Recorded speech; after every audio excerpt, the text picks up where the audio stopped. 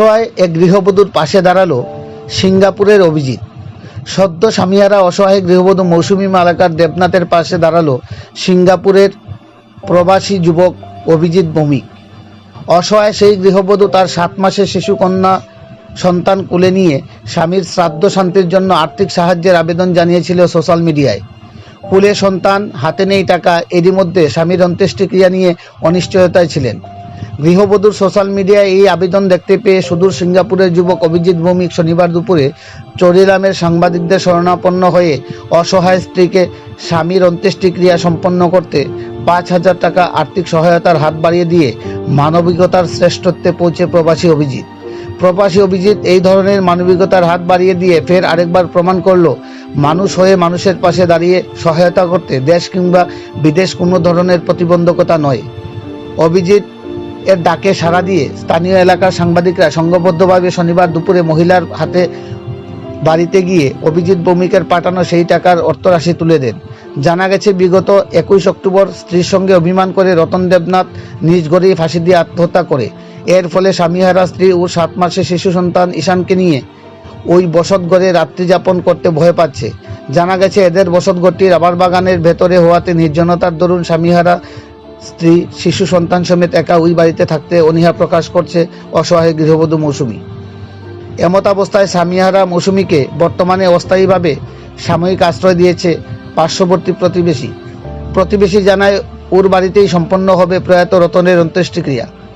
চরিলাম সংবাদ মাধ্যম কর্তৃক জানা যায়, বিগত দিনেও চরিলাম এলাকায় প্রবাসী অভিজিৎ বেশ কয়েকজন এই ধরনের সহায়তার হাত বাড়িয়ে দেয়।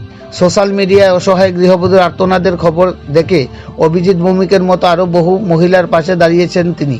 চরিলাম ব্লকের উত্তর চরিলাম গ্রাম পঞ্চায়েতের গৌতম কলোনি এলাকার বাসিন্দা অভিজিৎ ভৌমিককে কুর্নিশ জানিয়েছেন অসহায় গৃহবধূর পাশে থেকে সহায়তার হাত বাড়িয়ে দেওয়াতে চরিলাম এলাকার লোকজন সহ গোটা সংবাদমহল। চরিলাম থেকে দীপশিলের রিপোর্ট, শ্যামলী ত্রিপুরা।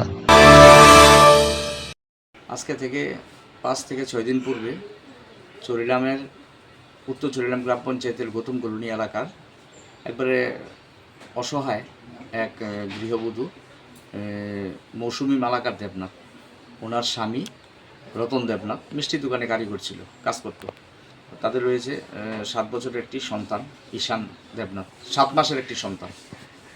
স্ত্রীর সঙ্গে অভিমান করে ঘরের মধ্যেই ফাঁসি দিয়ে আত্মহত্যা করেছিল। মহিলা এখন অসহায় হয়ে পড়েছে, যেহেতু ছোট্ট একটা ঘর, সেই ঘরের মধ্যে ফাঁসি দিয়েছে, এই ঘরে তো আর থাকা যাবে না। তো এখন মহিলা কোথায় যাবে 7 মাসের সন্তানকে নিয়ে? প্রতিবেশী সঞ্জয় দেবনাথ মহিলাকে আশ্রয় দিয়েছে তাদের বাড়িতে। এখন মহিলার শ্রাদ্ধ আগামী বুধবারে। মহিলা সোশ্যাল মিডিয়াতে একটা আবেদন জানিয়েছিল, মহিলার কোলে সন্তান, হাতে নেই টাকা, কীভাবে শ্রাদ্ধ শান্তি করবে। মানুষ যেমন গ্রামের মানুষ মহিলাকে আশ্রয় দিয়েছে, তেমনিভাবে বিভিন্ন সংস্থা, বিভিন্ন মানুষ মহিলার পাশে দাঁড়িয়েছে। এই খবরটি সোশ্যাল মিডিয়ার মাধ্যমে দেখতে পেয়ে সিঙ্গাপুরের অভিজিৎ ভৌমিক, একজন যুবক, সে 5,000 টাকা আমার কাছে পাঠিয়েছে, আজকে একটু আগে পাঠিয়েছে।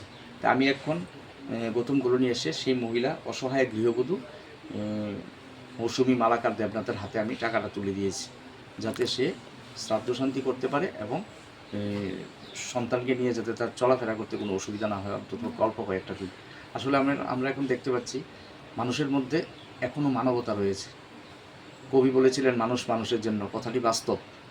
এই গ্রামে ফুটে উঠেছে সেই চিত্র, এবং গোটা গ্রামের মানুষ সহ বিভিন্ন সংস্থা, রাজ্যের বিভিন্ন মানুষ এই মহিলার পাশে দাঁড়িয়েছে, এই শিশুটির পাশে দাঁড়িয়েছে। তো অভিজিৎ ভৌমিকও সিঙ্গাপুরের, সে থাকে না ত্রিপুরায়, সিঙ্গাপুরের যুবক, সোশ্যাল মিডিয়া খবরটা দেখে 5,000 টাকা পাঠিয়েছে।